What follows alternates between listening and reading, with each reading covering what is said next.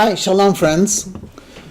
King Solomon, Shlomo HaMelech, was known as the wisest of all men, and thousands of years after his birth and death, we study his writings and contemplate his teachings. And one of his statements, which is very, very deep and eminently true, is, in many ways, the world is just vapor. Hevel havolim, everything is just vanity. It's all striving after the wind. And of course, this is not meant to be a depressing statement, meant to be an honest, objective way of looking at what's important in life.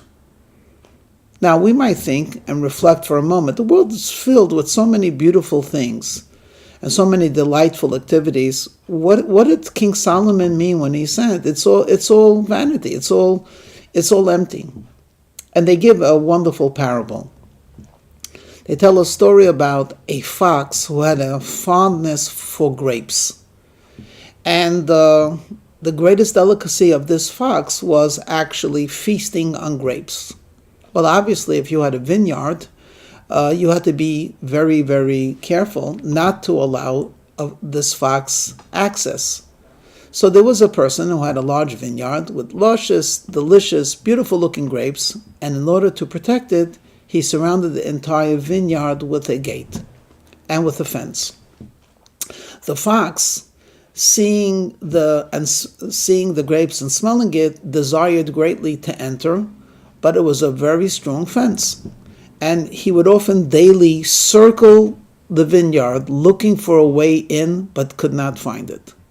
One day, he was very fortunate. He noticed that there was one section of the fence that was quite loose, and after moving it and juggling it around, he was able to create a small distance.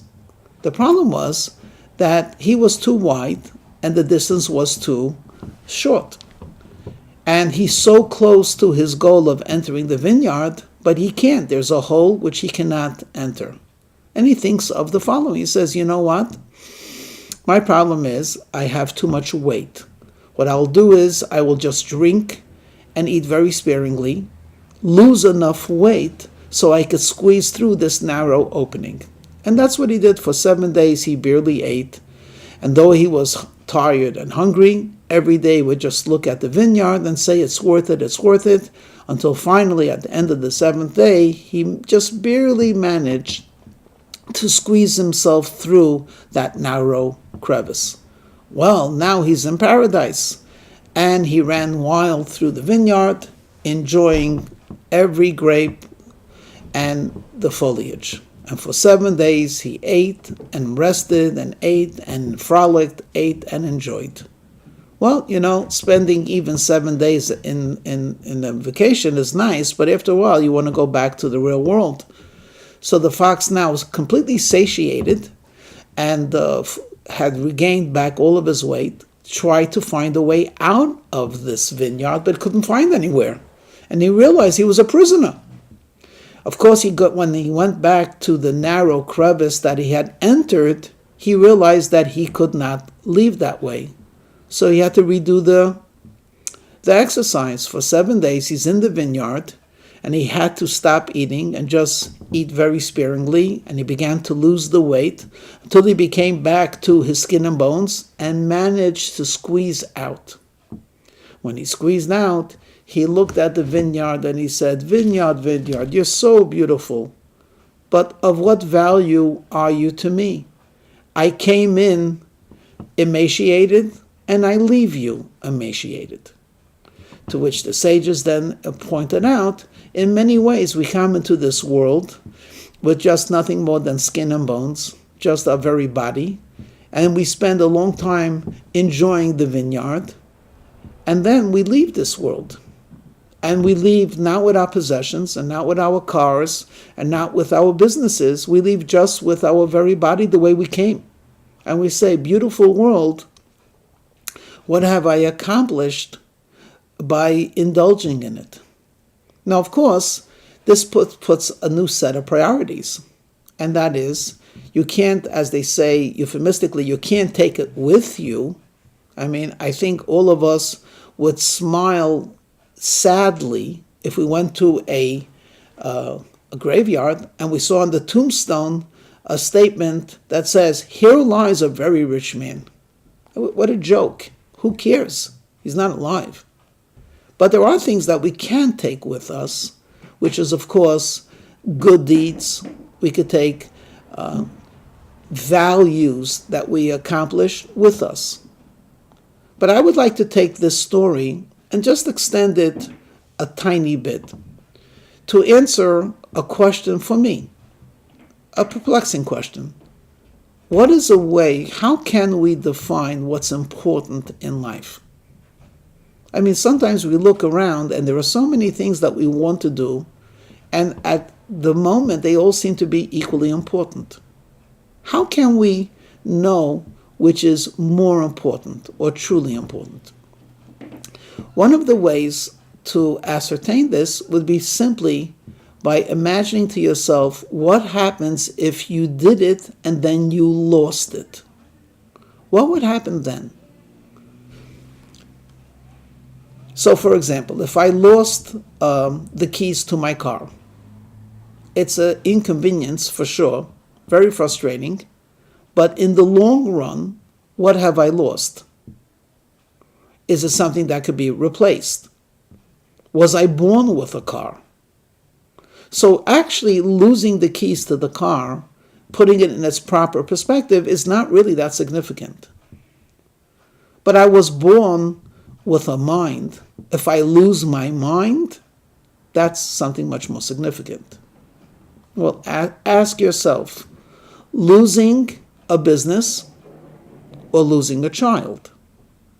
You can't equate the two. One came and went. And one, if you never had that business, chances are you would still be who you are today. You would be doing something else. But having this beautiful child of yours has changed you forever. You're now a father. You now have feelings. You now have a future. And when you begin to think in terms of, if I lost it, if I lost the love of someone, in contrast to losing his bicycle, we begin to realize what a sense of what's more important and what's less important.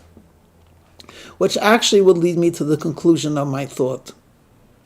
We often talk in Judaism about the loss of our temple.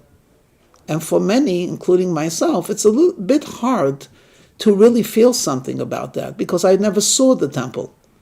And I was born 1900 years after the temple was destroyed. What does it mean that I'm mourning the loss of a temple? But when you begin to realize that the holy temple, what it added to the psyche of mankind, and in particular, the benefits it brought to the Jewish people, and the importance that it played in our tradition, and the way it enhanced our relationship with God, losing a temple, losing the land of Israel is not the same thing as losing $1 million. It's not even the same as losing, heaven forbid, the use of a limb. It's something so much more powerful and fundamental. Mankind in general, and the Jewish people in particular, have been stymied, have been left back from accessing a deeper, more rewarding relationship with the Almighty. On these days, when we think about the rebuilding of the temple, it's also a good time to emphasize what is important on our life. So, as one rabbi put it somewhat in a wry manner, he said, we sacrifice health to make money, and then we sacrifice money to regain the health. Many of us sacrifice children or our relationship with children to build a business, and then we sell the business to try to get back to our children. Let's reprioritize. Let's truly understand what we could live without. And when we understand the importance of that, we will understand the importance of living for it and with it. Shalom.